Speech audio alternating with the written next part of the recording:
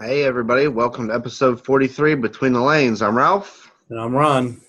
We are fully recovered from Flexi Palooza. I don't know about me. I don't know about maybe you are, but I need another nap or two. Okay.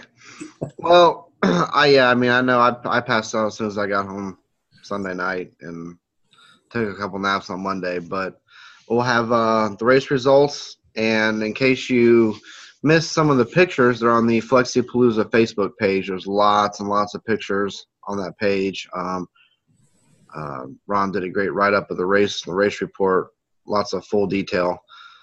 So if you want to know more than what we tell you on the show, go to the Flexi Palooza page. And if you haven't already liked the Between the Lanes page, go ahead and like that. A couple of people asked over the weekend where some of the how-to videos were. And if you're having a hard time finding the how-to videos, check out our YouTube page. The videos aren't in chronological order, but if you search through there, you can find them. Some of the ones on chassis building and how to do the body pins and the pan tubes and all that stuff, they're all there. Yep. And if you can't find them, just send me or Ron a message and we'll point you in the direction. We also have some giveaways too this week, but go ahead. Speaking of writing, I almost did a audio race report. Oh, okay. I was so tired of typing and writing after. Yeah, I bet. Yeah. And I came back Monday. I was going to do the race report on Monday, and I was like, you know what? I am tired of numbers. I wrote down so many damn numbers. Laps and sections and fast times, and I wanted nothing to do with numbers. Yeah. So, okay, so let's just go into the old race results. And, of course, as Ralph already mentioned, go like us on YouTube. Check out the channel, Slot Racer. Find us on Facebook, Between the Lanes page. Like us there. And let's get going on the race results. So, this past weekend, besides the Flexi Palooza race, they had the Formula 2000 Wing Car Nationals at Chicagoland Raceway. And in the box stock class, I don't have a race result sheet, but the winner of the box 12 race was Jerry Galloway. And in Cobalt 12, C12, Jeff Jones was the winner, Al Harley second, and Les Wright was third. So it's really good to see Les back up and racing after he lost everything in that fire. So that's cool. Yep. And I don't know how many entries they had in some of these classes. I just have not seen a real race report. I just seen some of these sheets that were posted on Facebook. So then in the Group 27 race, Mike Ega was your winner, Paul Pfeiffer second, and Les Wright third again. And for some of you old-time racers, Mark Rosenwinkel was there. He finished fourth in the 27 race, and he was a pretty big HO racer at one time and was kind of heavily into wing car racing like in the early 80s and stuff, and went back into HO. And he pops up every now and then at some of the Chicago races. And in the Group 7 Formula 2000 race, Paul Pfeiffer was the winner. Al Harley was second, Jeff Jones third, and Les Wright was fourth, one lap behind Jeff. So, and Bernie Schatz, I think that might have been his first Group 7 race, but he was in there too. So the big show last weekend, of course, was the Flexi Palooza, and we had 51 LMP cars, 52 GTP. There was 58 drivers signed up. There was a few last-minute cancellations or no. What was the total in each again? 51 LMP, 52 in GTP. Okay, so 103 entries in two classes. That's pretty good. Yep, and we had there was probably a couple of guys that raced LMP, didn't race GTP, and there was some guys that raced GTP that didn't race LMP. So right. So we'll just start off with like the LMP E-Main. Perry Walters in the center was the winner. Ron Vincic was second, and Pete Reams was third, and a couple of Midwest guys, and one guy from down south, that being Pete Reams. There was like so many people here that when I went back and looked at the pictures, I was like, wow, I didn't even know that guy was there. Right. Yeah, there's some things from last week, and it's still is kind of a blur yet to me. So, LMP E-Main, Bob Foster was the winner. And, you know, a lot of people won't know this, but Bob Foster's been involved with Toys for Tots for almost 30 years now. You know, like, it's almost I won't say it's his job, but it's almost a job to him because he puts so many hours in throughout the year. And, I mean, they're already starting to get prepared for this coming Christmas, you know, getting Toys for Tots. So anyway, he prepared and brought a lot of the food to the track. And then, you know, of course, people made donations and all that money went to Toys for Tots. And there was a whole bunch of raffles and all that money went to Toys for Tots. I have no idea how much money was actually raised, but, you know, it all went to a good cause. So Bob was the winner of the LMP main, and Jim Pace Jr. was second, and Jeremy Wyatt was third. And the LMP D main, Zach Holly, he won that race pretty big, like by 13 laps or something. I mean, he ran a lot of laps. And Roger Schmidt was second, and Bud Denning was third. The LMP C main, giving his big thumbs up, James Merriman was the winner. Dave Smirka was second. That was a really good race. They both ran on the same lap almost the entire, you know, race, all 8 heats. And Lonnie Batts from Fort Wayne was lurking right behind in third. And the LMPB main, Walker McNulty was your winner with Alex Junko second and Dustin LaRoe from Fort Wayne third. And the LMPA main, Willie Custer was the winner. I was second, and Eric Shirey was third. And there's a photo of the top 8 overall finishers. You were fourth, correct? Correct, yep. And because you and I had a pretty good battle going there for a while. And I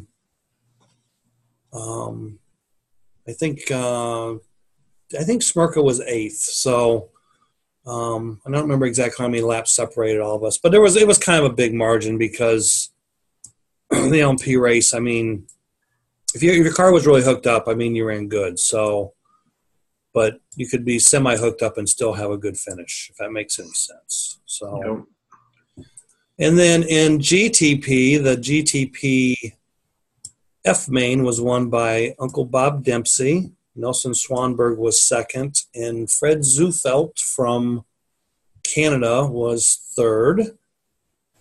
And in the GTP E main, Roger Schmidt was your winner. Greg Streeter from California was second, and Anthony Brown was third. And I think this was kind of a neat picture because you had like the Midwest, the South, and the West Coast represented in one. Yeah. So GTP C main, Bob Foster won that with Jeremy Wyatt second and Lonnie Batts in third. And that was a pretty good race because the top 5 in that race all ran within a couple laps up until kind of towards the end of the race. But that was a very close race throughout. GTP C main, Richard T won. Dustin LaRoe was second, and Dave Smirko was third. And it was good to see Rich win because I think Rich was either in the B main or C main in LMP, and he looked – I mean, he was running really good. I thought he was probably going to win it, but then he had some car problems. I think he had a gear issue or something, and that might have been after a hard hit or something. But he kind of went down in flames, and but he come back and won the GTP, one of the GTP mains. So then the GTP B main, Walker McNulty won again, and Bud Denning was second. Terry Watson was third. And the GTP A main, Ross Scharf was your winner. Willie Custer was second, and I was third. And there's your top 8. You had Frank Olbrich fourth. I think Walker was 5th. Rich was 6th, and 7th was Bud, and I think 8th was Eric, or maybe Bud was 8th and Eric was. Yeah, I think that's the way it was. So, yeah, I mean, there was lots of good racing. And then on Sunday, of course, there was the $250 Dash for Cash on the oval with 8 identically prepared Mazzetti ready-to-run cars with 4-inch stock car bodies on them. And Walker McNulty won that race by 1 lap over myself, and he was $250 richer. So Of course, Paco's donated some buns, and Willie Cusser got one for his win, and then Ross got his for GTP, and Walker got his for the oval race. So those are your Tony Paco bun winners at the Flexi Palooza. So winner, chicken dinner. And you going to say it? Sunday. Okay, so this weekend we have the Retro Palooza at Port Jeff Raceway, and that should be a pretty large and well attended race. You got Haruki's there from Japan, and some racers from different parts of the country are there as well. And Florida Slot Car Series is at Fast Eddie's Raceway down in Pinellas Park, Florida. And ISRA warm-up races in Finland this weekend. And Chris Radish should be sending us some results and photos for next week's show.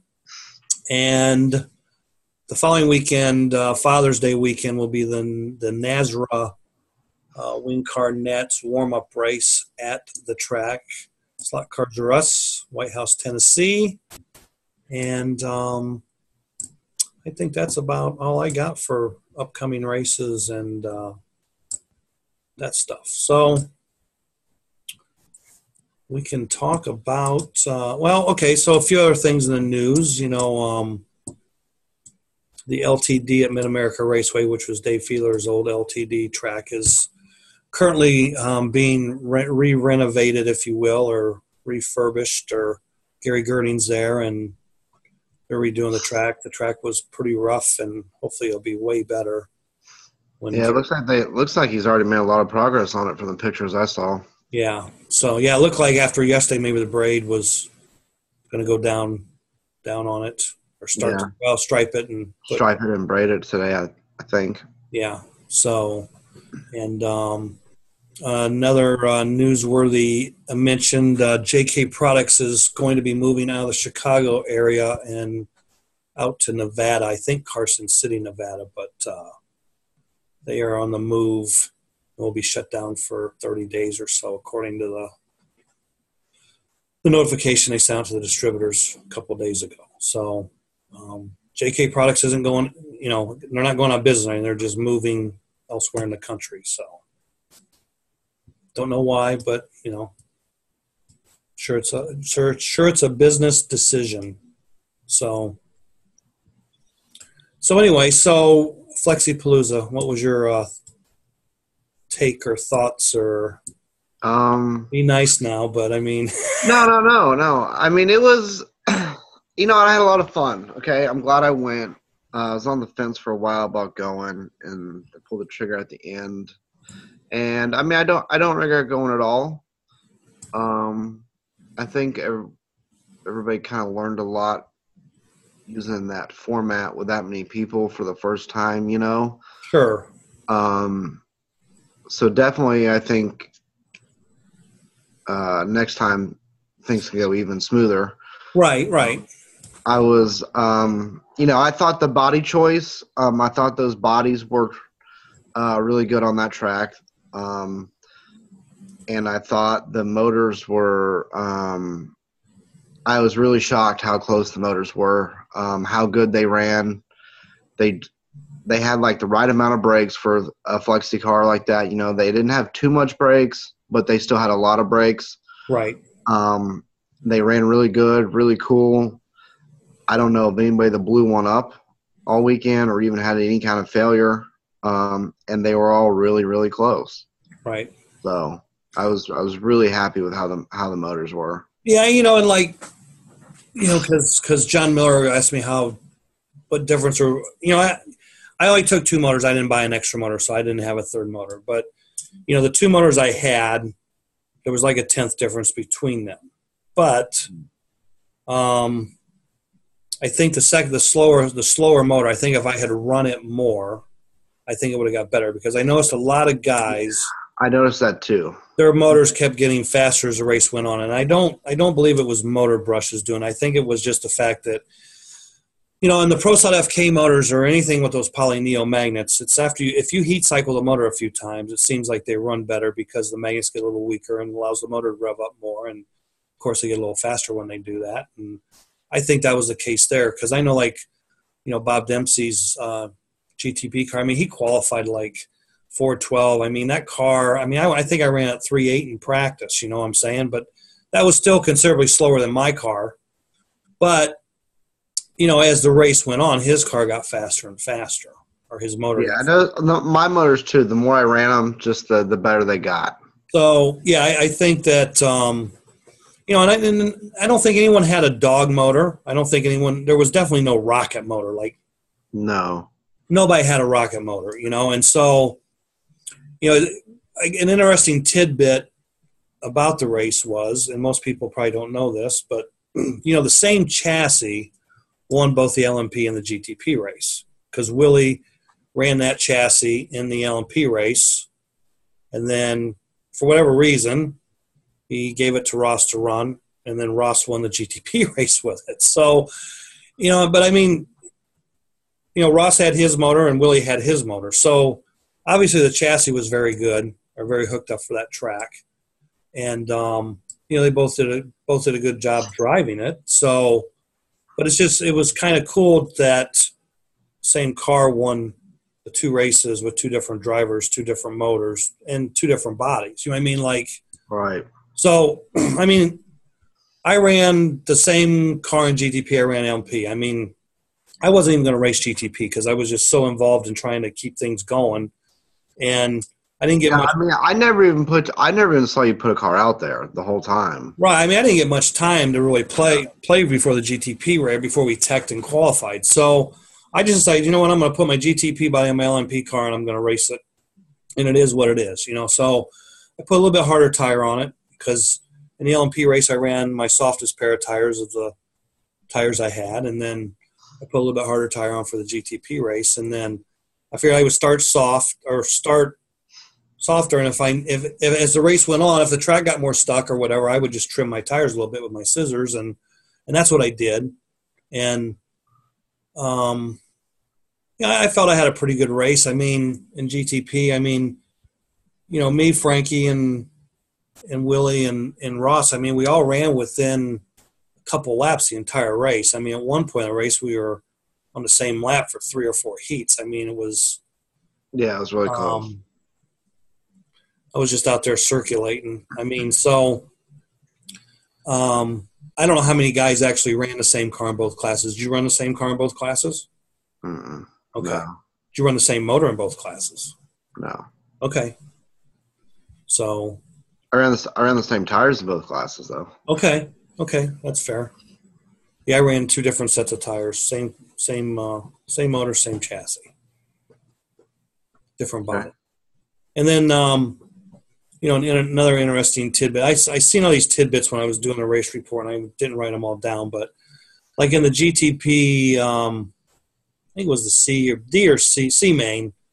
Dave DeCoster and Floyd Wagner, both kind of local racers there. I mean, they ran identical fast lap times in the same race. You know what I mean? Like 3.733 or whatever. They both turned that fast lap in the same race. You don't really see that too often, but that was kind of a little different. But, for the most part, I mean, all the races were pretty tight.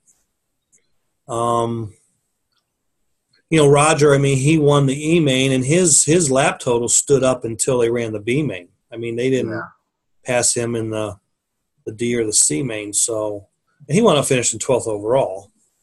And only like 1 or 2 people in the B main passed him too. Right.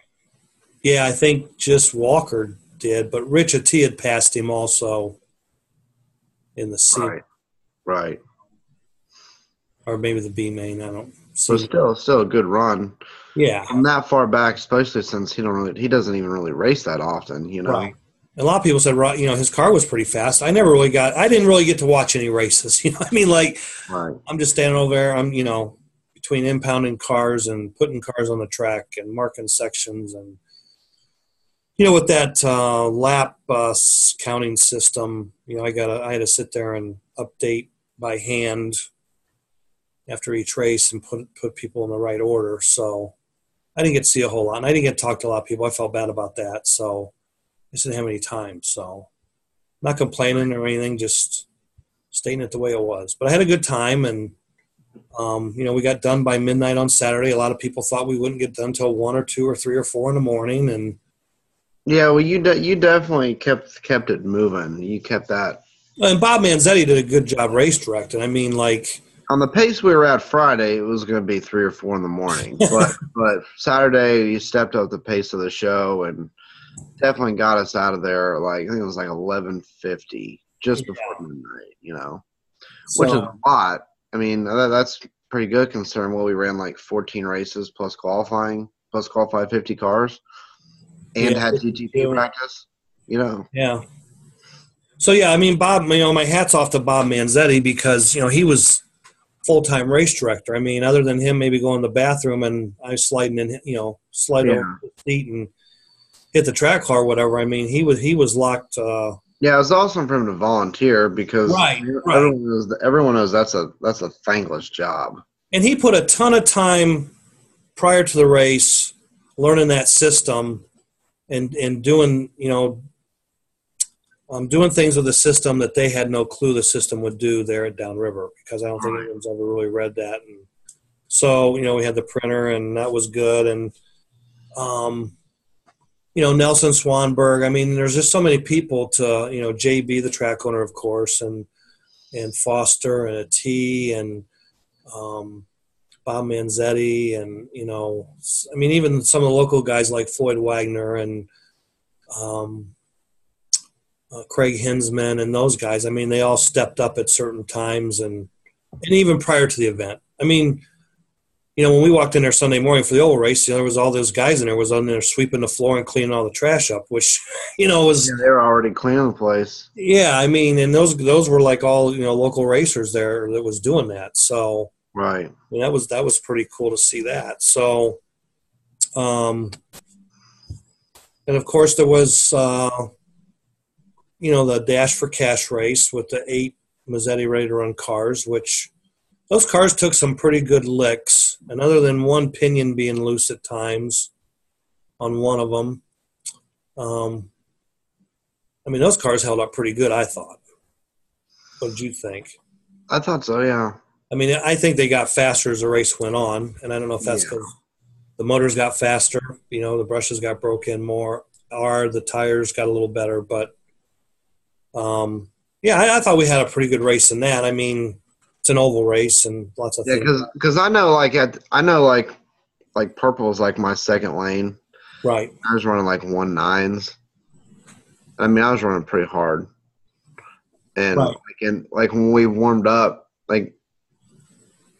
almost every lane I went to, I set fast time on. So I knew I had a good pace. Right.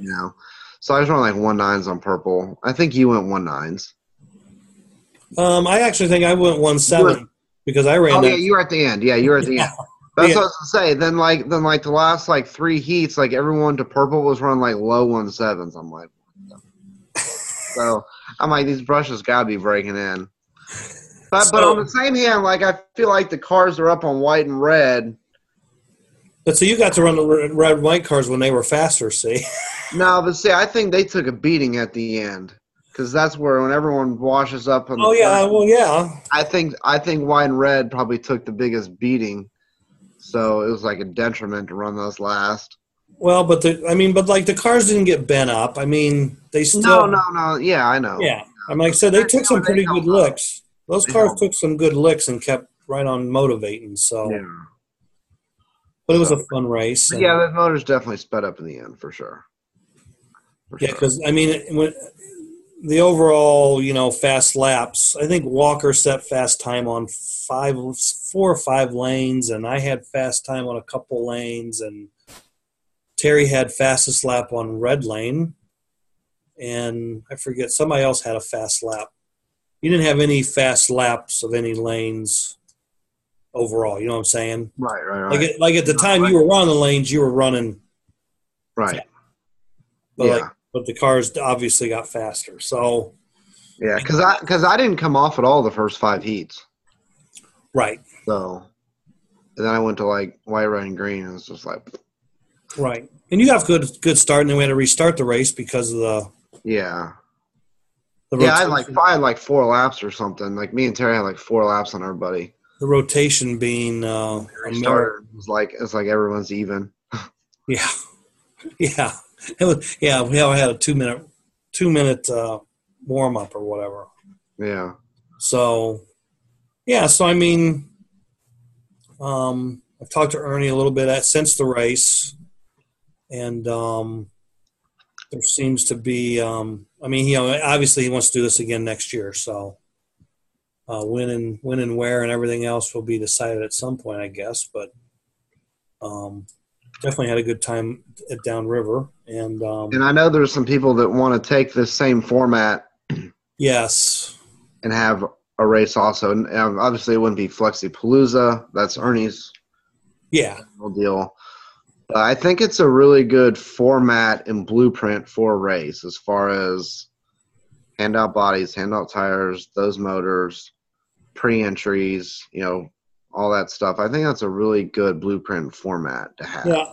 I didn't get to ask. I didn't really get, like I said again, I didn't get to talk to a lot of people, but my thing that still is in my head is, what was the attraction for the majority of people to this race? I mean, was it the fact that it was very simple? You got 2 pair of tires, you got 2 motors and 2 bodies, and you didn't have to have 6 different tire choices. You didn't have to have multiple motors. I mean, the entry fee was $60 a class. Right. You got a $50 motor Yep. that's already broke in. It's got good brushes, good springs. It's a great motor. You got a $13, $14 pair of tires for free. You got a $6 or $7 pinion for free. I mean, you got more retail value and product than the entry fee was. Yeah, you got like $89. Yeah, so I mean, like you race for free. Right. Yeah, because there was no entry fee. Right. Then you race for free. Right. So I mean, it's a great deal. I mean, a lot of people I talk to, like, I mean, at least 6 or 7 people told me, and this is what brought me to the race was the fact that there was pre-registration and everyone saw how many people there were. Like, once it got over like 30 to 35, then everyone who was on the fence was just like, okay, yeah, I'm in. Gotta go. Gotta go. I mean, if there'd have been like 15 people, 20 people, no, I wouldn't have went. Or if there wouldn't have even been pre-registration, I probably wouldn't have went either. But seeing how good the motors ran and everything like that, I would not be hesitant to go back at all. I wouldn't feel like I would. Right. I don't feel like I'm taking a chance of getting a bum motor with those motors at this point. Right. Yep. And like we talked too. I mean, you made the point. So it's like I don't feel I got beat by motor. Okay, I mean I got one race second, and I didn't get beat by motor. It wasn't because they had faster motors. It all came down again, like I knew it would. It came down to driving, car prep, and in some luck. Okay, so like of course somebody called me on Monday and they said, well, how come you got so far down in the LMP race? And I'm thinking, I don't know, and I didn't think I was that far down. But then when I started looking at I was like 7 laps down, okay, and I'm like, wow, I was way further back than I thought I was or remembered I was. Right. And I looked at the lap totals.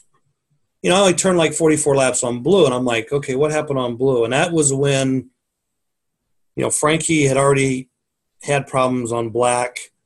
He went to orange, I went to blue. He was kind of back up to speed. There was a track call. We were both in a straightaway. Power comes on. Apparently he was either holding his controller wide open or whatever, but his car popped out. I didn't expect his car to pop out. I wasn't even looking at his car. And I hit him, and then he pulled out of the race. But then my braid was pretty jacked up. So I couldn't go as fast on blue as I had been prior to that. And I'm not blaming Frankie or anything. It was just a racing deal. But I lost 4 or 5 laps on blue lane. So get those back, and now I'm within a couple more laps of Willie versus being 7 behind. So, and then, there was a couple other deals that cost me a lap here and there. But, I mean, Willie didn't run a perfect race either. So No. if we all ran a perfect race, who knows what the outcome would have been. But, you know, again, there was some luck involved there. So whether, you know, like I always say about luck, what's your bad luck is my good luck, and what's my bad luck is your good luck. So you never know which way the luck goes. But and then GTP, I mean, you just really couldn't make any mistakes. I mean, No. I got lucky when Frank had bad luck in the last heat and his gear went. I mean, that definitely bumped me up to third place. So if he had finished the heat, I probably would have finished fourth overall. But Yeah. you know, it's just the way it goes sometimes. So, you know, Frank was fast, Willie was fast, you know, Ross was definitely fast. So, but again, nobody ran a perfect race. So, and I mean, you know, like in GTP, I mean, James and Shane, they weren't, I don't think they could run the pace of the top four guys, but, and the same with Eric, but they didn't cause us any problems per se. I mean, when you came up on them, they always stopped and let you go and, Right. you know, stuff like that. So, I mean, it all worked out well. So, I mean, some days when your car's not as fast as it needs to be, you need to try and run as perfect race as you can to finish up as high as you can in the overall results at the end. So, and it was kind of weird because, I mean, you know, Shane in the GTPA main, I mean, he let me go a lot of times. I'm sure he let everybody else go a lot of times. But, I mean, he wound up finishing like 25th or something overall, which was like unbelievable that he was that far down.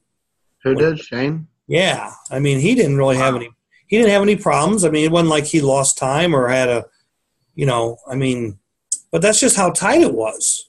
Yeah. Well, he was off the pace. I wasn't really sure why. I asked him after the race what was up, and he said nothing. Car just wasn't that good, you know, so. Right. So there was just times I wasn't confident in my car, like didn't know how hard I could really push it and get away with. You know what I'm saying? Like, and that just came from lack of track time prior to tech or whatever. You know what I'm saying? Like, yeah. So, like I said, I wasn't going to race GTP. And that donut definitely had a little character in it. A little bit. Yeah. I mean, I'd never raced the Flexi cars on that track before. I mean, I've raced retro cars on it one time. But, and believe me, that's two different things anyway. So, but yeah, there was just times I just like, I don't think I was pushing my car hard enough, and I could have pushed it harder and it would have been fine. But how much brakes did you run on with those motors? Okay, in the LMP race, I ran, you know, if you look at the back of your controller, you know, my potentiometer arm was like at 9 o'clock. So just off of full-on brakes. And then like at like a 8 or so, maybe. Yeah. And then in GTP, I ran about half off. Wow. Like okay. at 12 o'clock, between 10 and 12. So, because with the GTP car, I could obviously coast more. I mean, I know like when I remember in the F main, you know, Bob's running and I was kind of standing there watching him for a minute, and I'm like, he's got too much brake on his car because he's just so herky-jerky. So in between heats, I went over and said, how much brake you got on? He's like, I'm almost completely off my brakes. I said, just shut your brakes off. So he shut his brakes off, and then he could coast better. So he was more smoother and fluid through the turns. See, I can't do that. Like I run full brakes always. Well, see, a lot of times with the FK, with the regular, you know, Chinese arm FK motor, I'll run with my brakes all the way off because they have so much brakes on some tracks. I mean, but again, I think Bob's motor was kind of bound up magnetically, and his motor got better as the race went on. I don't think he changed his brakes, but I don't think he needed to either. So, yeah, I mean, and not every motor, you know, some motors you need to run more brake than others too, you know, even though they're the same type and everything. But that's where I was at. I mean, in LMP, I definitely needed more brake because the bodies just didn't have as much downforce. So you needed to kind of whoa up a little bit more. So, I mean, it's to each his own, and that depends too. I mean, if I was running a 34 tooth gear and you were running a 36, I'm probably going to run more brake, more brake than you would, because 36 is going to give the motor more brake than the 34. So Right. And I think a lot of guys ran different tire sizes. I mean, I know at Tech, a lot of guys had way more than 47 thousandths clearance, and I think they were trying to run a bigger tire to get more rollout. And I think you were at Tech when I pointed out that here's the thing I'm seeing a lot of guys had their bodies on their cars crooked, like Right. The left side of the car was more far forward than the right side, or vice I'm gonna tell you what I think causes that. I think it's the ears on the front of those chassis. I think people are trying to pin their bodies. Okay. Or trimming out the ears. Okay. And like your body will cover one ear but not the other, and it kind of jacks it a little bit. Yeah, because I mount mine before I trim the front, but I mount my bodies way different than everybody else. Doesn't matter, but it's one. See, I cut mine out, laid on top of the chassis on a bike line block, and then mark where the ears are and give myself a little bit of space. Right. Then cut out the thing and then put it back on and mount it. So yeah, I just seen a lot of shifted, crooked bodies, especially in LMP. More than normal. Yeah. I mean, I wasn't looking for that, but some of them cars were just. I'd flip them over to put the dot on the body, and it'd be like, wow, it's so obvious that. That's just another tip for guys. They should pay attention, make sure that body's square inside the body, the chassis is. So, I mean, don't get me wrong. There's been days I've had crooked bodies go faster than straight bodies, but. Oh yeah, me too. Yeah. I wasn't trying to run a crooked body. I used to mount my body's crooked on this one track I used to go to because I swear it was something. It was better? I swear it was. Might be better on all the time. Might be better on an oval track for some reason. I mean, you know what I'm saying? It could be. Yeah. So, but you can only go so crooked though, like because your sides are squared up. Right. Like you can only go so much, but yeah. Right. Pretty soon you're twisting the body. Yeah. So, did you win anything in the raffles? No. I was not a winner at any point for anything all weekend. How about lottery tickets? I started out pretty good. Won $17. And then I went way in the hole and I stopped counting at that point. Because I remember we were over there at the little gas station there and you asked me to pick a number or something, and that was not a winning ticket. I don't know. I thought that was a winning ticket, but it was only for $1 or $2 or something. I don't know. I don't remember that. See? It's all a blur. I don't know, but I did. Yeah, no, I was way in the hole in the end. No good. Michigan lottery tickets suck. Because they say, like, on the back it's like 1 in 3 odds to win. I'd be like, all right, well, give me 6 because 2 of these got to be winners. Well. None of them. Not even a free ticket. So years ago in Indiana, if you bought a roll of tickets, there was 500 tickets on a roll, for those scratch-off things.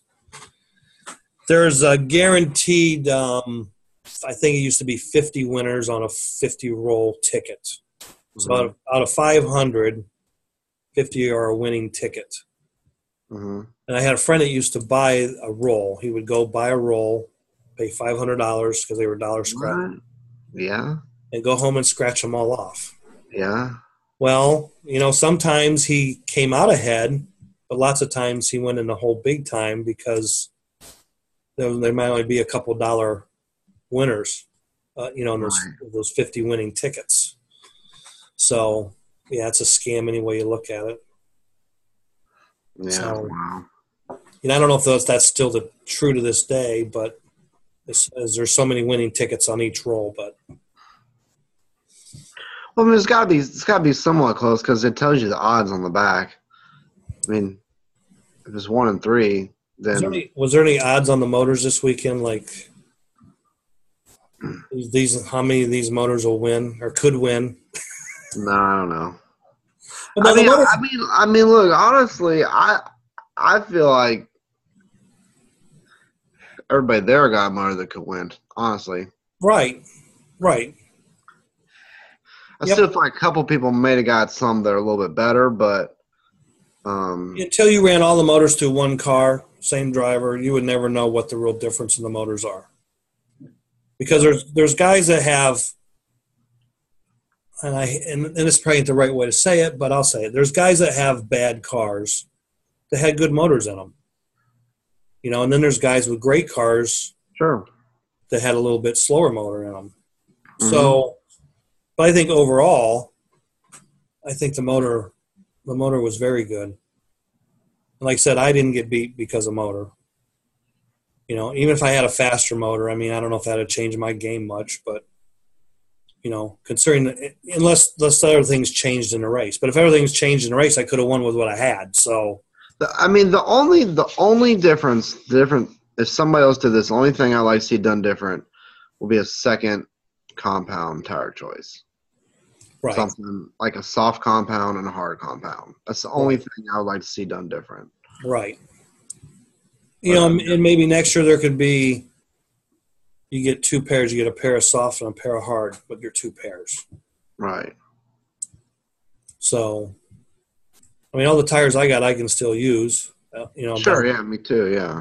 But I mean, I won't. I don't have anywhere to use them. But right.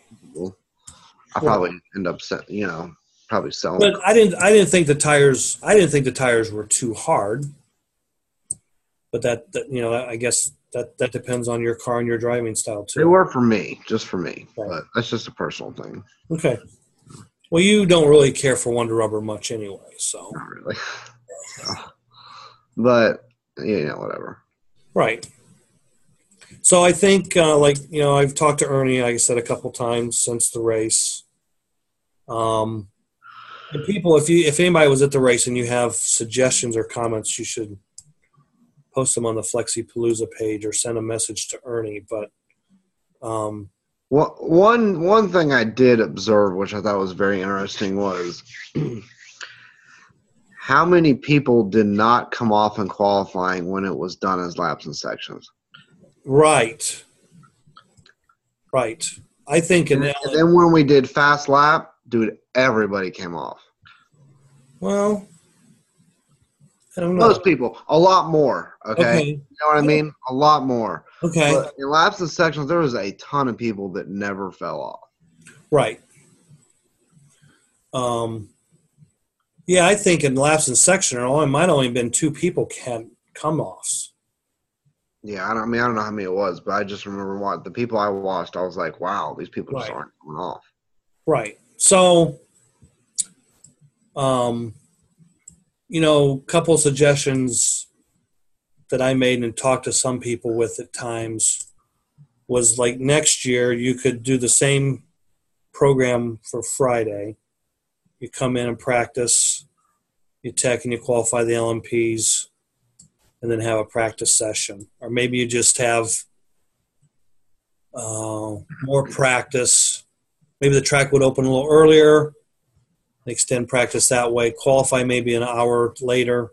Just try and be done by 9 o'clock or so. So basically people can leave at 10 o'clock, the raceway, go eat, socialize. On Friday, you mean? On Friday.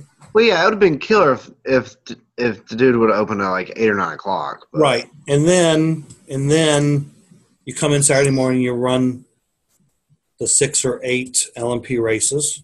Because, I mean, we ran 6 races. We were done at 2:30.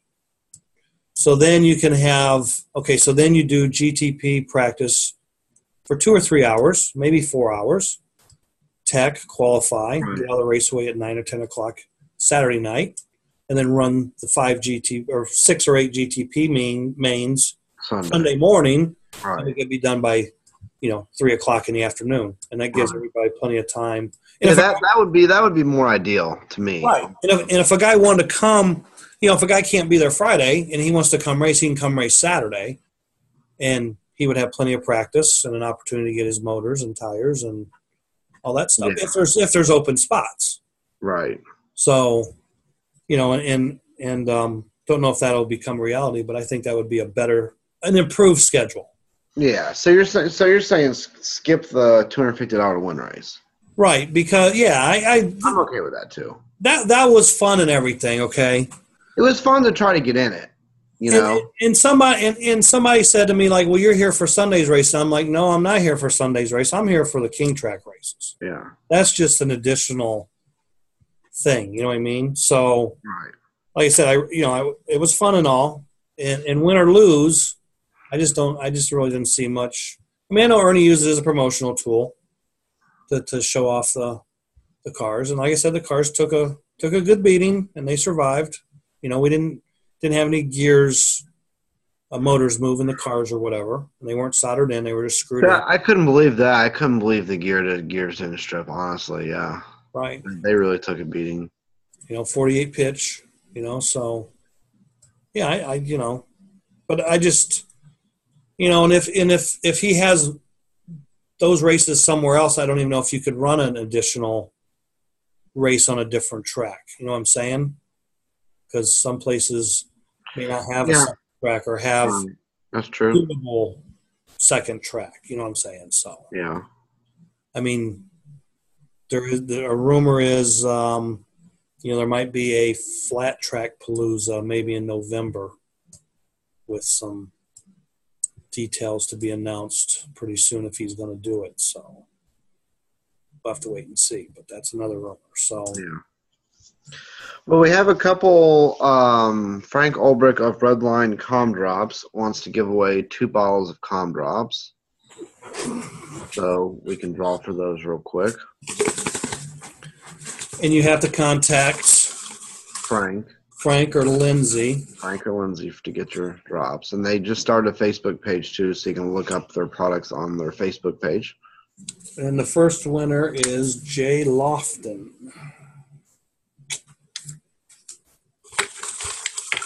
And the number 2 winner is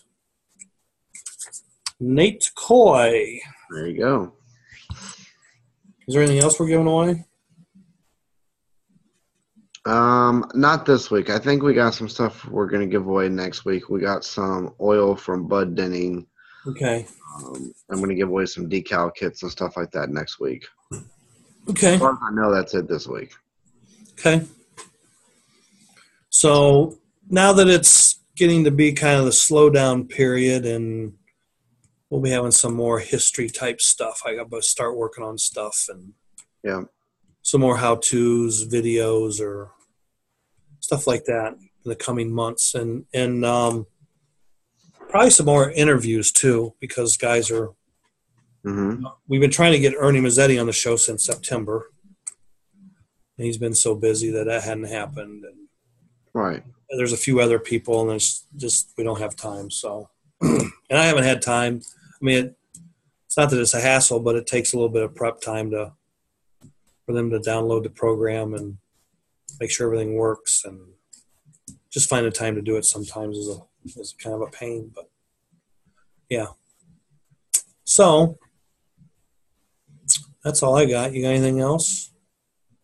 That's it. Nothing here. No complaints or gripes? Nope. No F-bombs either. Oh, okay.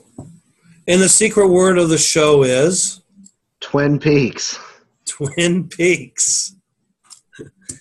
Yeah, that was the after the racing was over meeting spot Friday and Saturday night. What time did we get out of there Saturday? Like 2 a.m. or something? At least. 2:30? Yeah, something like that. I had to drive Elmo back to the hotel. Yeah. Was you there or you already left? I was there. Okay. I was there. Hey, Ron. I was on with Terry. Hey, Elmo. Can you drive me back to the hotel? Yeah, I guess. Not that he was like smashed or anything, but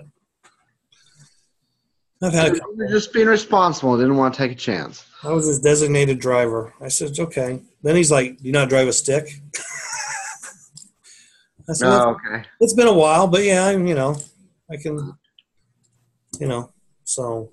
I mean, lunch and let it eat, baby. Yeah. And we got to watch the pace car crash live. So that was good. So anyway, We're having our goodbye. I guess we'll call that dinner because that was between lunch and dinner. Yeah. After the oval race, there was 10 of us there. So a little family restaurant down the street from the track had pretty good food, and you were sitting there next to me or close to me, and you were looking at the NASCAR race. Well, let's just go ahead and tell the whole story. Well, I'm kind of getting there. So Ralph's looking at the NASCAR race on his phone, and there's a TV like right up in the wall in front of us. I said, well, maybe we can get her to change the channels on the TV. So Ralph asked the waitress, who was, she was a 1930s model or 40s model anyway. So Ralph says, can you change the channel to the NASCAR race, please? And she kind of come over and kind of threw the remote to you, and so we're flipping through, and I said, oh, the IndyCar race is on, and you dropped an F-bomb and said, yeah, IndyCars, and so you're flipping down through there, and we find the NASCAR thing, and you flip on it, and they're not subscribed to that channel, so I said, let's go back to the IndyCar race, and got the old F IndyCars again, so you flipped up through there, and right as the IndyCar race came on, there was the pace car spinning around, crashing. Yeah, like we turned it on, and Buddy's come around, turn 10, and bam! I don't know if it was turn 10, but right there, yeah. Yeah, he was breaking loose, coming around. And I didn't realize that was the start of the race. I didn't either. Yeah, we hadn't watched it obviously. Well, it was close to 3 or 3:30. I mean, in the afternoon. I didn't know the race was starting that late. So. Right. And then we weren't. I don't know. We were probably like 12 miles from the race. Yeah, we weren't very far. So. Not very far at all. I might have heard a thud when he hit the wall, but I wasn't sure. Yeah. Well, how did the Juncos team do? Do we know? Don't know. I didn't even know who won the race till yesterday, and I seen somebody say Hunter Ray won it in some Ryan Hunter Ray and Scott Dixon, I think. Spectacular fashion at the end or something. I haven't even seen a replay on it. No, me either. Because I didn't even know who won the NASCAR race till late Sunday night, I guess. Yeah, me either, because we were on the plane, so right. I checked it out when we got home and saw Truex won it. And I didn't even see any replays on that. I didn't even go look. I've been kind of off the grid the last couple of days trying to clean up and get caught up on things around here. So, like I said, I put the race report off because I was just tired of seeing numbers, writing and typing and blah, blah, blah. So, look, if I got to count to 10, I'm tired of numbers for the day. So, no, I can only imagine. Well, that's like I'm sitting there doing that. Manzetti's like, you got to do that after every race. I said I don't have to, but I'm trying to keep things in order. So if somebody wants to come over and see where they're at or what kind of numbers they need to be looking to shoot for, it's right here. Mm-hmm. So, but then I got smart after a while. It was kind of like I could film in and I didn't have to fill in maybe the last 10 or so. I would just tear that off and tape it to the – because after a while you get to a point where you're just updating the top maybe 20 spots, you know what I'm saying? And the bottom stays the same unless somebody has a DNF or something. So, yeah. But, yeah, it's still and then, like I said, it's all handwriting and – the hardest thing was doing the stupid qualifying separation after GTP because we just wrote them down and individually. I should have had a sheet like guys that run 3.5s, 3.4s, 3.5s, 3.6, and if you run 3.6, you go on that sheet, and then you can separate them a lot quicker. Then you've got 3.7 over here and 3.7 down here and a 3.7. You know what I mean? Like. I'm sorry, dude. Can't beat SRT. No, well, you can't. Yeah, you can't beat SRT. It runs laps and sections, fast lap time, whatever. Lane master, lap master, lane, the Karstein system. So. Yep, that's the best. All right, well, that's all I got. All I got. Episode number 44. 43. No, next week. Oh, next week's 44, yeah. Okay. All right. So I'm jumping the gun. A little bit. But that's it for episode 43. If you're going racing this weekend, good luck. Have fun. Be safe. Be safe. It's summertime. Enjoy. And we will see you next week. All right. See you guys.